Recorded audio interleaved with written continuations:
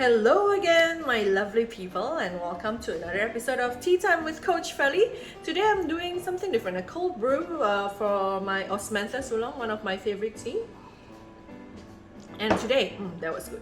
Beside the tea, I am bringing a special guest item, which is, ta-da! My tennis racket. Yes, that's right. Because today I want to talk about the business lessons that we can get from the game of tennis. Business lessons from tennis. And why tennis? Well, obviously, in case you don't know, it is now the Wimbledon season. The Wimbledon, I think today is the second day.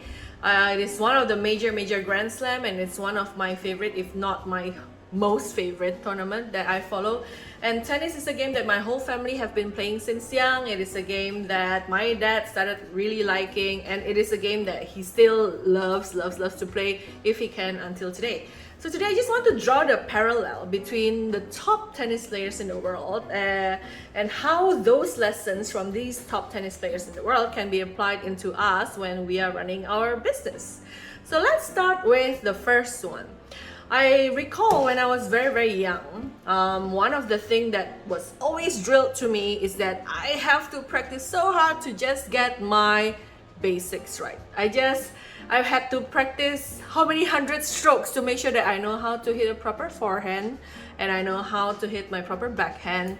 I have to learn how to grip the racket correctly.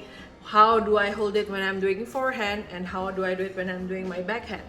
And again, this is a lesson as well as in business. When you want to do a business, make sure that you have strong fundamentals. Point number one, you need to get your basics right. If you don't even have your basics right and you want to do so many things, you want to try how many different latest strategies, and you don't even get your cash flow correct, you don't even have a very good value proposition in your sales and marketing message, you don't even have the right people on board in your team, but you want to hit those multi-million numbers and all those things, it's gonna be a very rocky journey up and down. So first thing first, even though it may seem boring, like as simple as get good in sales. If you don't even know how to do sales, how can you grow a multi-million dollar business? Yeah, of course you can go from where you start to eventually building a sales team that can produce those sales numbers. But before all those happen, don't you think that it will be helpful if you get good in sales yourself? So that eventually when you have the team, you will know when they are performing well and when they are not performing well. So that is just an example, and sometimes people get bored. Oh, I've gone for so many sales appointments, I've gone for so many networking sessions. Yeah, but are you already great at it right now? And that's the same as my forehand and backhand. I used to be so sick. Do I really have to do this again? But yes, but if you don't get your basics right, your game will be horrible eventually when you really start playing competitively. So that is number one, to have strong fundamentals. Now, my second lesson from this game of tennis is to be ready to pivot. Ready to pivot. Why do I say this? Now, in the game of tennis, when you enter a competition, so I used to compete, of course, not professionally, but compete when I was still in university. And one thing that I noticed is sometimes before the game starts, you sort of have a game plan. You know what you are good at, you know what some of your best shots are. Maybe some people are very good in their serve, some people are very good in their forehand drive, some people have very strong killer backhand, right? So many different things. However, even though you may have your game plan, I'm going to start here, I'm going to go up to the net and all these things, if your opponent is playing a certain way that will not allow this current game plan to work, you have to be able to change and adapt pretty quickly. And this is what I mean by pivot, right? Sometimes we go out to the world, we set up our business, and we have this game plan or business plan. And this is how we're gonna make money, this is how much we're gonna hit. However, in real life, a lot of things happen, and the market changes, and the customer profile changes, and the customer's behavior change. After last year, customers' behavior shifted considerably. If you are not ready to pivot, a lot of the time you will be left behind. So that's the thing. Even though you want to start with a game plan, you want to start with a concrete business plan, but you have to be ready to pivot. Lesson number 2 from tennis, ready to pivot. Lesson number 3 is about being able to focus forward. What do I mean by this? Now, If you ever watch Wimbledon or any of the other Grand Slam, Australian Open, French Open, you will notice that sometimes, especially in the gentleman's game, people like Novak Djokovic, for example, he can lose the first 2 sets in the whole championship match, the finals, right? He can lose the first 2 sets first, and then suddenly, magically, he can win consecutively 3 sets to take over the whole game and finally win the whole championship. And guys, this has happened before many times, not just with Djokovic, but also with Roger Federer, where they lose the first 2 sets and thinking, oh, everybody who watches will be, oh no, that's game over. And then they just rose from the ashes and won the whole championship. So this is another lesson that I drew from this game, and that is excellent if you can apply it in business, which is to focus forward. Focus forward. A lot of the time, let's say we have a blunder, we had a loss, right? We made a mistake. We made a blunder, or there's something that we tried and we failed. It is very easy for us to be very focused on that, and sometimes it affects us from the ability to perform better in the future, because we are so hung up. Oh no, I did this. Oh no, that was such a bad decision. Oh no, that was so lousy. Oh no. And then when the time comes that you need to move on, you are still stuck in the past. I think these tennis players, the top ones that can lose the first 2 sets and win the consecutive 3, really have that ability to, you know what, the past is the past, I will learn from the past, but then now the focus is still what is in the future. How do I win my next set? As if the last set never happened, and just game on. Put my best self forward and win that game.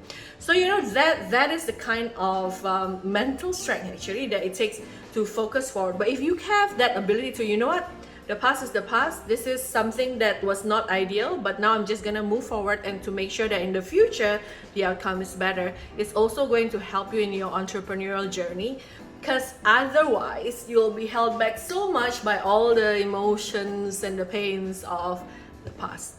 So yes, that is the next lesson, which is to focus forward.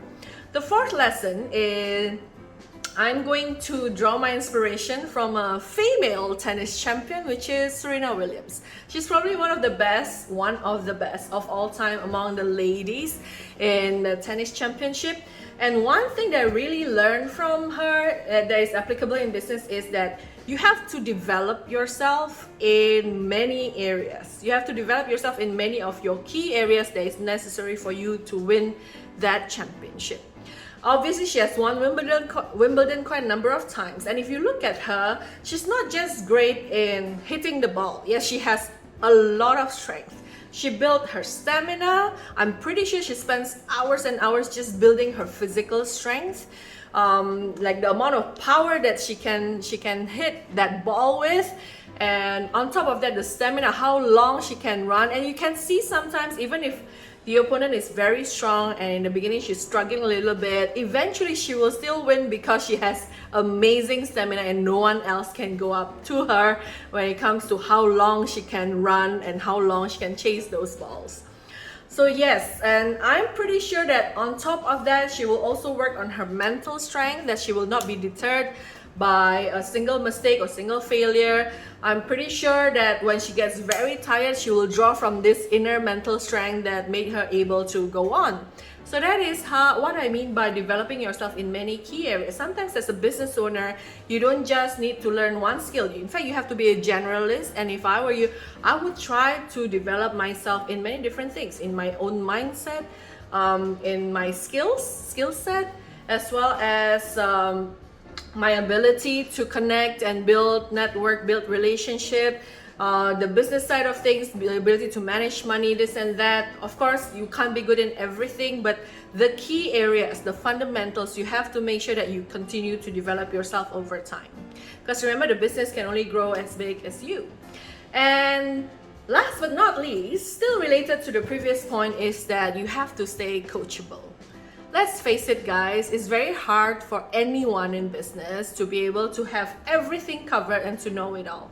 And the moment you feel that you know it all and there's no other room for you to learn from other people, no one to hold you accountable or to help you fix your blind spots, is very difficult. You know, Roger Federer, our family's favorite tennis player, at one point of time he was unbeatable. He was the top of the world, and then it started to taper off a little bit. And one thing that really got him to the top again was when he had a coach.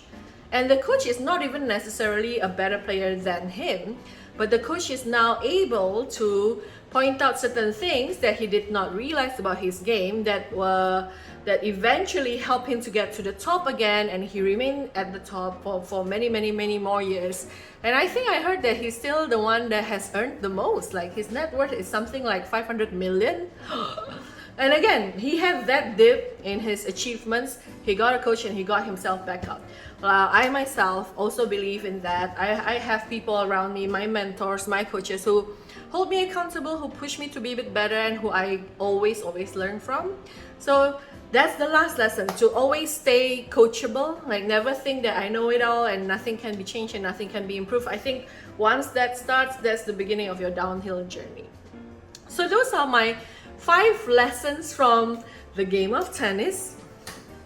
And yes, I am open if you want to challenge me to a game of tennis, but you have to be ready for that.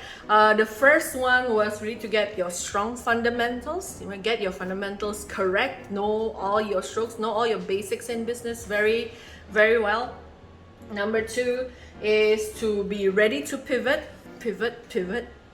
If you're not ready to pivot, let's say when the ball is too close or too far, if you're not ready to pivot, change direction, it's gonna be dangerous.